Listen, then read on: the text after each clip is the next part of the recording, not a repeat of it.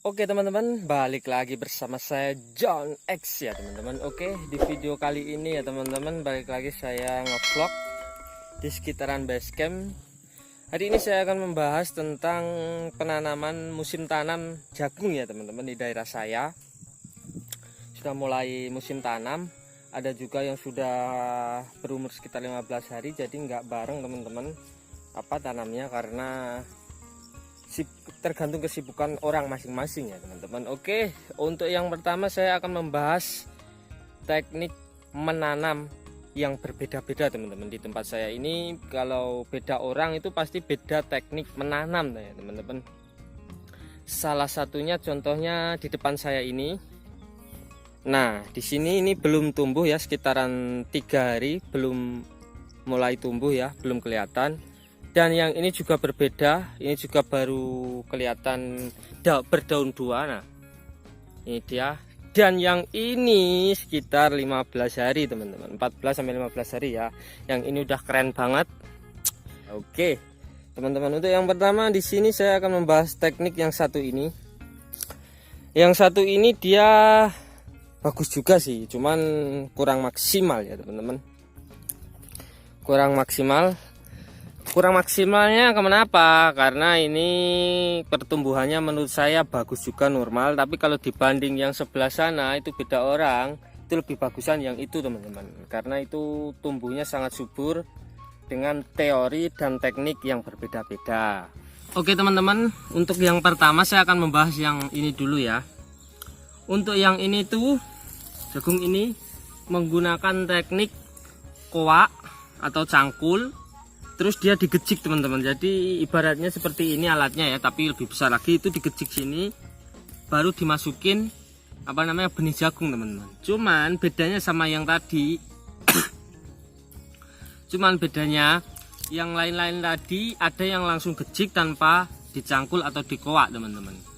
Ada juga yang langsung dikoak tanpa digejik. Jadi kalau yang ini tuh menggunakan teknik gejik, koak dulu baru digejik. Dan langsung dikasih benih, tapi tanpa rabuk kandang teman-teman ya. Ini langsung, dan tanpa ponska dia langsung dihuruk atau ditutupin pakai tanah biasa gini. Terus usia sekitar 15 hari dia baru dipupuk. Jadi dia nggak menggunakan teknik sponska. Jadi pertumbuhannya itu bagus normal juga, cuman dia nggak tumbuhnya itu nggak langsung subur dan langsung besar gitu teman-teman, cepat besar gitu ya. Lebih bagusan itu di ponska teman-teman. Itu kalau berdasarkan pengalaman saya bertani ya teman-teman. Nah, saya akan membahas selanjutnya yang baru ditanam sekitar 3 hari belum tumbuh dia teman-teman. Kalau yang ini tadi menggunakan teknik cangkul, gejik, terus dikasih benih, terus diratakan atau ditutupi menggunakan tanah tanpa ponska ya teman-teman. Diingat-ingat, tanpa ponska dan tanpa rabuk kandang, alias dia dihuruk atau ditutupin pakai tanah biasa. Untuk yang jagung ini ya teman-teman. Oke, kita lanjut.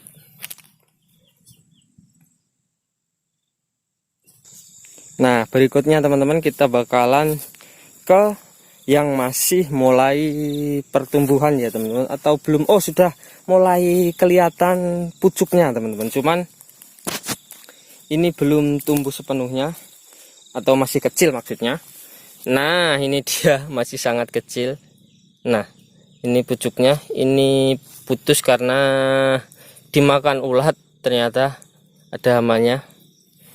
Tapi nggak apa-apa, masih bisa tumbuh kembali. Kalau masih kecil gini gampang ya. Nah, ini juga teman-teman, nah masih kecil ya, ini sekitar 3 hari atau 3 sampai 4 harian teman-teman. Ini kalau ini menggunakan teknik gini ya teman-teman, ini langsung digejik tanpa dikoak cangkul ya. Ini nah, ini baru tumbuh, daunnya belum ada, baru pucuk. Nah, kalau yang ini yang kedua, ini menggunakan teknik gejik langsung gini ya teman-teman. Ini misalkan alat gejiknya atau alat menancapkan ke tanahnya, nah gini. Terus ininya misalnya ini bibit, langsung dimasukin gini. Dan ini digunakan, dan ini menggunakan teknik rabuk kandang teman-teman. Ini contohnya rabuk kandang.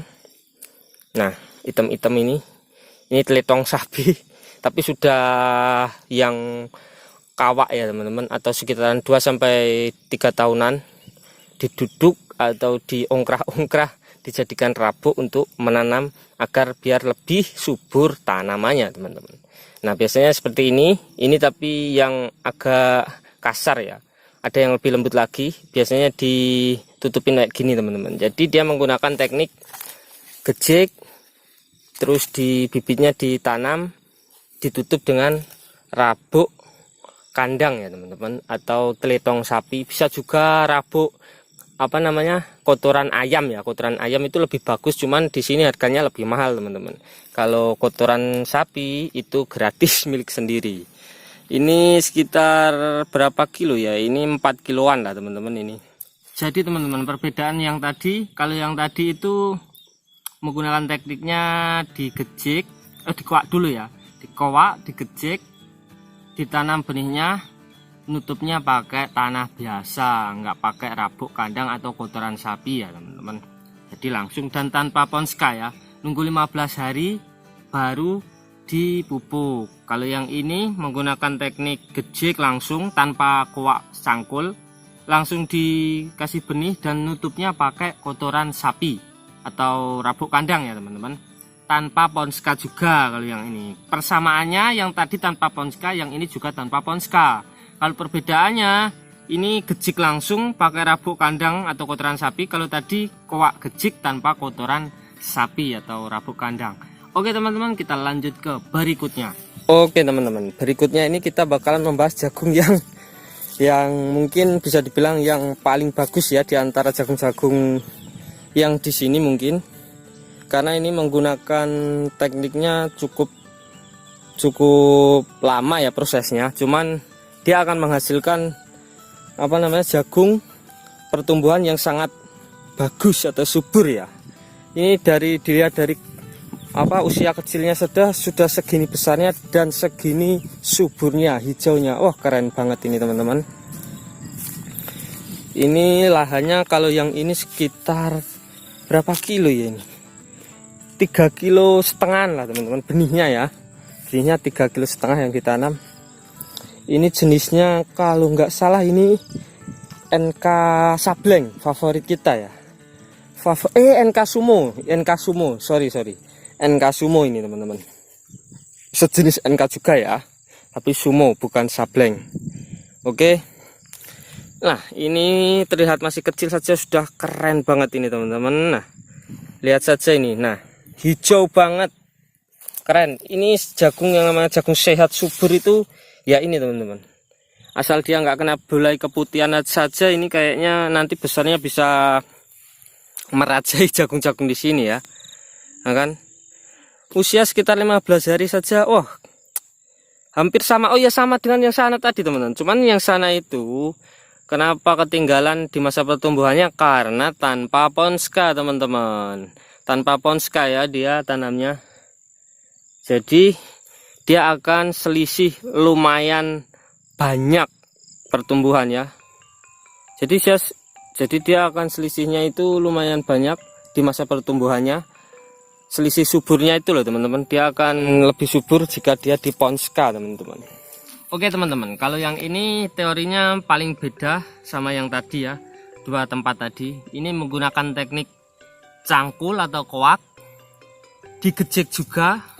Jadi dicangkul gini tanahnya, terus digejek gini, bibitnya dimasukin, ditutup dengan rabuk kandang atau kotoran sapi, dan diponska teman-teman. Jadi dia menggunakan teknik atau teori yang sangat bisa dibilang itu kalau bertani menurut saya di daerah sini itu perfect ya.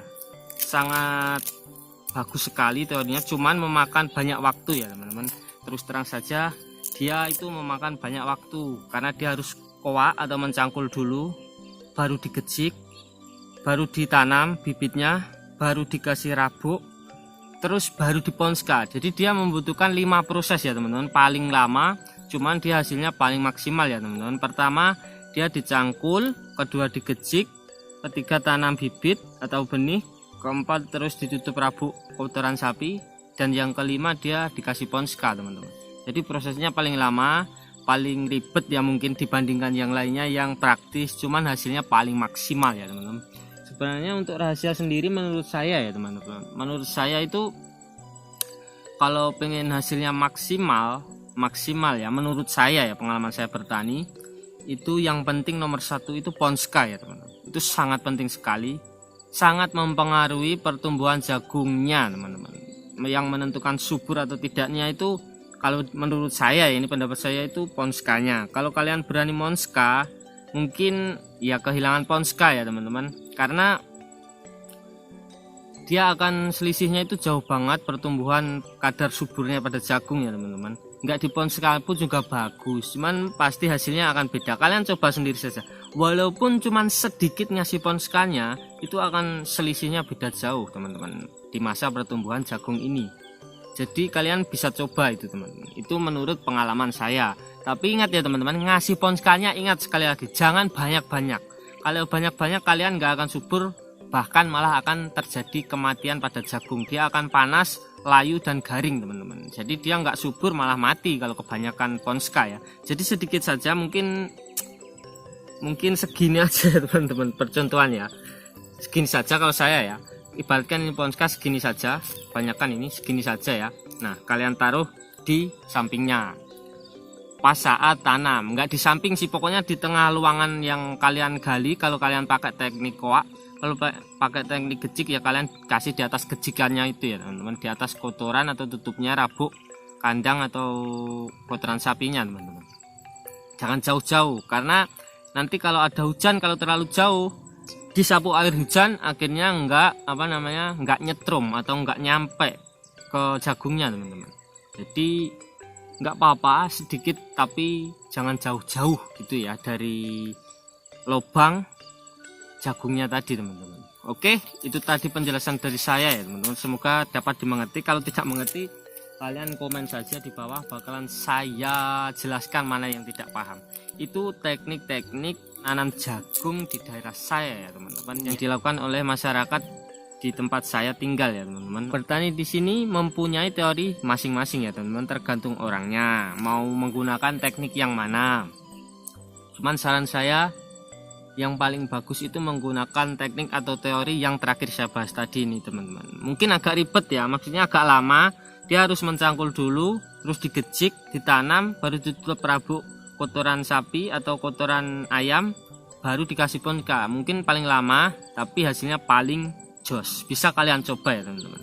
Oke teman-teman, itu tadi penjelasan sederhana saya ya mengenai teknik-teknik dan teori menanam jagung di daerah saya. Jika kalian ada pertanyaan atau saling sharing, bisa kalian komentar di bawah ya teman-teman.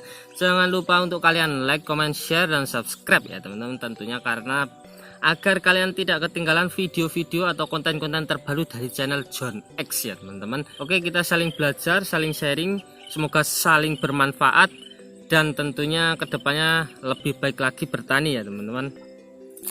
Oke, terima kasih. Saya John X. Terima kasih untuk semuanya. Sampai bertemu di konten berikutnya. Wassalamualaikum warahmatullahi wabarakatuh. Salam Sobat Petualang.